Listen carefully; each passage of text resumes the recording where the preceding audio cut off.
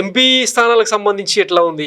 ఇప్పటికే జాతీయ ఛానల్స్ అన్ని అంటే టైమ్స్ నౌ లాంటివి, ఎన్డీటీవీ లాంటివన్నీ వైసీపీకి ఎడ్జ్ ఉన్నాయని చెప్పి రిలీజ్ చేసినాయి. చాణక్య స్ట్రాటజీస్ లో ఎట్లా ఉండొచ్చు?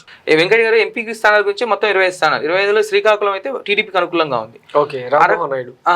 అరకు వచ్చేసి వైఎస్ఆర్సీపీకి అనుకూలంగా ఉంది. విజయనగరం కూడా వైఎస్ఆర్సీపీకి అనుకూలంగా ఉంది.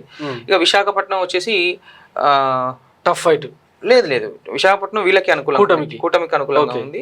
తర్వాత కాకినాడ వచ్చేసి మళ్ళీ కూటమికి అనుకూలంగా ఉండింది. అంటే ఓవరాల్ గా చూస్తే ఏంటంటే విజయవాడ మళ్ళీ అసెంబ్లీ సెగ్మెంట్స్ టీడీపీకి అనుకూలంగా ఉన్న, ఎంపీ సెగ్మెంట్ వచ్చేసి మళ్ళీ నానికి అనుకూలంగా ఉంది. ఎందుకంటే కేశినేని నానికి, ఎందుకంటే కేశినేని చిన్నిని ఎంపీగా అక్కడ ప్రజలు పూర్తి స్థాయిలో యాక్సెప్ట్, అంటే ఒక లీడర్ గా యాక్సెప్ట్ చేయట్లేదు యాక్చువల్ గా. అంటే మాస్ ఓటింగ్ ఎక్కడ వెళ్ళినా కానీ ఎంపీగా ఎవరిని గెలుస్తున్నారు అంటే 100% మీ నానికే ఓటేస్తాం అనే ఈక్వేషన్ అయితే క్లియర్ గా ఉండింది. అంటే అంతేగాని చిన్నికి వేస్తాం అయితే ఎక్కడ అనలేదు. ఎందుకంటే టీడీపీ వేవ్ ఉన్నది అక్కడ. విజయవాడ అంటే టీడీపీకి వేవ్ ఉన్న పార్లమెంట్ లో ఒకటి. అయితే వేవ్ ఉన్నప్పటికీ ఎవరైతే కేసుని నాని చేసిన డెవలప్మెంట్, ఏదైనా గత 10 సంవత్సరాల నుంచి చేసిన డెవలప్మెంట్స్ కానీ, టాటా ట్రస్ట్ ద్వారా చేసిన వర్క్స్ కానీ అన్ని కూడా ఏమైందంటే కేసుని నానికి ఈసారి బలంగా. అంటే ఇక్కడ విజయవాడ ప్రజల్లో ఒకటి సింపుల్ గా ప్రతి 10 మందిలో 7 ఎంపీ క్యాండిడేట్ ఎవరమ్మా అంటే నాని అని చెప్పే రోజులు ఇంకా ఉన్నాయి.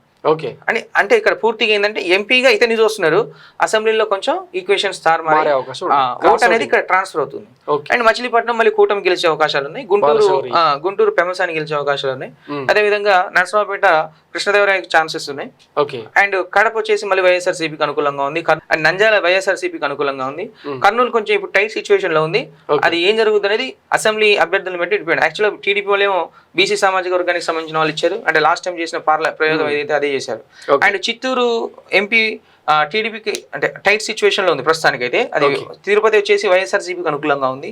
అండ్ కడప వచ్చేసి వైఎస్ఆర్ అంటే క్యాండిడేట్ గట్టి, అంటే కూటమి అభ్యర్థి ఎక్స్ సీఎం కిరణ్ కుమార్ రెడ్డి అయినప్పటికీ అక్కడ ఓట్ షిఫ్టింగ్ ఏంటంటే కొంచెం మైనారిటీస్ ఎక్కువ ఉన్నారు అక్కడ. అన్ని సామాజిక వర్గం అంటే అన్ని నియోజకవర్గాల్లో ఒక్కో దాంట్లో 25,000 అంటే హార్డ్లీ 2.5 లక్షల మైనారిటీస్ ఓటింగ్ ఉంటుంది. అది కొంచెం ఓట్ ట్రాన్స్ఫర్ అయితే కిరణ్ కుమార్ రెడ్డి గెలిచే అవకాశాలు ఉన్నాయి. బట్ ఇక్కడ ఏంటంటే టైట్ సిచ్యువేషన్ తీసుకోవచ్చు మనం. రాజంపేట. ఓకే. అండ్ తర్వాత వచ్చేసి అనంతపూర్ వచ్చేసి టీడీపీ ఎవరైతే టీడీపీ నుంచి కూటమి నుంచి కూడా అంబికా లక్ష్మీ అక్కడ ఏంటంటే బోయ వాల్మీకి కురబ సామాజిక వర్గం ఎక్కువ ఆ జిల్లాలో, మీకు ఐడియా ఉండొచ్చు. అక్కడ ఏంటంటే బీసీ ఓట్ బ్యాంక్ పోలరైజ్ అయ్యి అనంతపురం అనేది టీడీపీకి అనుకూలంగా ఉండింది. ఇక హిందూపూర్ పార్లమెంట్ కూడా టీడీపీకి అనుకూలంగా ఉండింది. అంటే ఓవరాల్ గా చూస్తే ఏంటంటే పార్లమెంట్ సెగ్మెంట్స్కి వచ్చేసరికి ఏంటంటే 15 స్థానాల వరకు అయితే కూటమికి అనుకూలంగా ఉన్నాయి. ఓకే. అండ్ మిగిలిన 10 స్థానాల్లో వైఎస్ఆర్సీపీకి అనుకూలంగా ఉన్నాయి. బట్ ఇవేమవుతాయంటే ఇందా చెప్పా కదా విజయవాడ పార్లమెంట్ గురించి, ఇది అసెంబ్లీలో ఒక రకంగా ఉన్న పార్లమెంటు నానిని చూస్తున్నట్టు. అట్లా రేపు ఈ ఈక్వేషన్స్ అన్ని కూడా ఇంకో 4 days లో వాళ్ళ యొక్క బలాన్ని ప్రదర్శించే విధానాన్ని బట్టి ఉంటుంది. క్రాస్ ఓటింగ్ జరిగే అవకాశం 100% ఉంటుంది. ఓకే. సో ఇప్పుడు ఫర్ సపోజ్ కిందటి ఎలక్షన్స్ లో మనం చూసినట్లయితే మల్కాజిగిరి పార్లమెంట్ లో అన్ని బీఆర్ఎస్ గెలిచింది, కానీ పార్లమెంట్ మాత్రం కాంగ్రెస్. అలా సేమ్ విజయవాడ కూడా అసెంబ్లీలో టీడీపీ గెలిచిన, పార్లమెంట్ మాత్రం కేసీఆర్ నానికి అనుకూల అంశాలు అయితే క్లియర్ గా స్పష్టంగా అక్కడ ఉన్నాయి. ఈ రకంగా చూస్తే 25 పార్లమెంట్లలో బీజేపీ పోటీ చేసిన పార్లమెంట్లు మరి చెప్పాలంటే అనకాపల్లి సీఎం రమేష్ కావచ్చు, రాజమండ్రి పురంధరేశ్వరి కావచ్చు, రాజంపేట కిరణ్ కుమార్ రెడ్డి కావచ్చు. ఇక్కడ గమనించినట్లయితే పురంధరేశ్వరి గారికి క్లీన్ ఎడ్జ్ ఉంది. అండ్ అనకాపల్లి టైట్ సిచ్యువేషన్ ఉంది. బట్ అదే ఏదైనా జరగవచ్చు. అక్కడ లోకల్ టీడీపీ క్యాడర్ కనుక పూర్తిగా సపోర్ట్ చేస్తే 100% సీఎం రమేష్ గెలిచేవారు. బట్ ఇక్కడ ఏంటంటే కొంచెం ఈక్వేషన్స్ తారుమారు అవుతున్నాయి అక్కడ. అండ్ రాజంపేట ఇందా చెప్పిన మైనార్టీ ఈక్వేషన్ ఉంది కదా, మైనార్టీ ఈక్వేషన్ సరి చేసుకుంటేనేమో టీడీపీ గెలుస్తుంది. సరి చేసుకోకపోతే 100% అది వైఎస్ఆర్సీపీ ఖాతాలో అయితే క్లియర్ గా ఉంది. అంటే ఒక్కొక్క దగ్గర ఒక్కొక్క ఫ్యాక్టర్ ఉంది అనమాట. ఈ 2-3 రోజులు వాళ్ళు ప్రదర్శించే అంటే వాళ్ళ యొక్క క్యాంపెయిన్ బట్టి ఉంటుంది అనమాట. మెయిన్ ఈ 1 week అనేది కీలకం. ఈ 1 week లో ఇరు పార్టీలు వాళ్ళ క్యాంపెయిన్ ని పూర్తి స్థాయిలో చేసుకోగలిగితే ఈక్వేషన్స్ అన్ని తారుమారవుతాయి. రేపు 10వ తారీఖు మనం మూడ్ ఆఫ్ ఆంధ్రప్రదేశ్ అంటే ప్రీ పోల్ అనేది మనం ఇవ్వబోతున్నాం కాబట్టి అది పర్ఫెక్ట్ గా ఉండే అవకాశాలు అయితే క్లియర్ గా ఉన్నాయి. Okay done. ఇప్పుడు జనసేన 2 పార్లమెంట్ స్థానాల్లో, తర్వాత బీజేపీ 6 పార్లమెంట్ స్థానాల్లో పోటీ చేస్తున్నాయి. ఈ క్రమంలో అంటే చాలా చోట్ల ఓటర్లు అంటే 2 ఓట్లు వేసే దగ్గర కన్ఫ్యూజన్ ఉంది. ఫ్యాన్ కా ప్రాబ్లం లేదు. అవును. ఈ క్రాస్ ఓటింగ్ ఎవరికి ప్లస్ అయ్యే అవకాశం ఉంది? ఎవరికి? వైఎస్ఆర్సీపీకే ప్లస్ అయ్యే అవకాశం ఉంది క్రాస్ ఓటింగ్. ఎందుకంటే కన్ఫ్యూజన్ ఇప్పుడు జనసేన పోటీ చేసే దగ్గరే కన్ఫ్యూజన్ ఏం లేదు. ఎందుకంటే టీడీపీ జనసేన 2 ఒకటైనా ఈక్వేషన్ అనేది వచ్చింది. కానీ ఇక్కడ బీజేపీ కడికి వచ్చేసరికి ఏంటంటే అసెంబ్లీకి ఏమో అక్కడ ఫర్ సపోజ్ రాజమండ్రి తీసుకుందాం, అసెంబ్లీకి వచ్చేసరికి ఏమో సైకిల్ గుర్తుకు వేయాల్సి వస్తుంది. అవును. కానీ పార్లమెంట్కి వచ్చేసరికి కమలం పువ్వు గుర్తుకు వేయాల్సి వస్తుంది. నెంబర్స్ కూడా డిఫరెంట్ ఉంటాయి. ఇక్కడ 1వ నెంబర్కి ఉంటుంది, అక్కడ 3వ నెంబర్కి ఉంటుంది ఉదాహరణకు.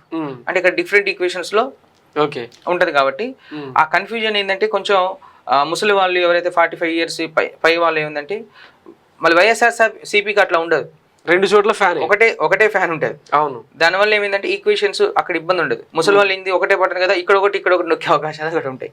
అంటే ఇది కరెక్ట్ అంటే చెప్పాక ఈ 1 week క్యాంపెయిన్ సరిగా చేసుకునే విధానాన్ని బట్టి ఉంటుంది.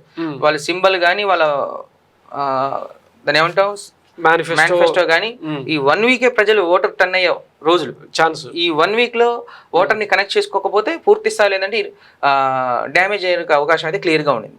ఓకే, ఇక జనసేన ఫ్రీ సింబల్గా ప్రకటించిన తర్వాత ఇంచుమించు 50 స్థానాల్లో జనసేన అభ్యర్థులు, జనసేన కాదు గాజు గ్లాస్ గుర్తు మీద అభ్యర్థులు ఫీల్డ్ అయి ఉన్న నేపథ్యంలో అదేమన్నా కూటమికి మైనస్ అయ్యే కొంచెం ఉంటుంది. ఎందుకంటే 1000-2000 ఓట్లతో గెలిచే కాడ ఆ 1000 ఓట్లు అటు షిఫ్ట్ అయినాయి అనుకోండి, అంటే కన్ఫ్యూజన్ లో అటు పడేశారు అనుకోండి.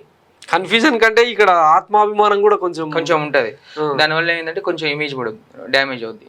వైఎస్ఆర్సీపీ కలిసి వస్తుంది కొంచెం. సో ఇది ఆంధ్రాకు సంబంధించిన పొలిటికల్ మూడ్. డిసెంబర్కు ముందు వరకు ఉన్న కూటమి ఎడ్జ్ ఏదైతే ఉందో అది గత 3 నెలల్లో 4 నెలల్లో మారుతా వచ్చిందని చాణక్య స్ట్రాటజీస్ ముఖేష్ గారు చెప్తున్నారు.